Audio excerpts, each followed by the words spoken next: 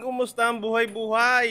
So, ngayong araw, Monday. Happy Monday po. So, repair tayo ng gate yan, no? So, masyadong penrasure ni Enteng. Yung gate natin na napakalapad. Yun. So, 3 meters mahigit kabilaan, no? Sagaran sa buong kalsada. So, ang problema kasi nito is, syempre, napipersa sa hangin, lalo na pag hindi naka-putlock yan, no?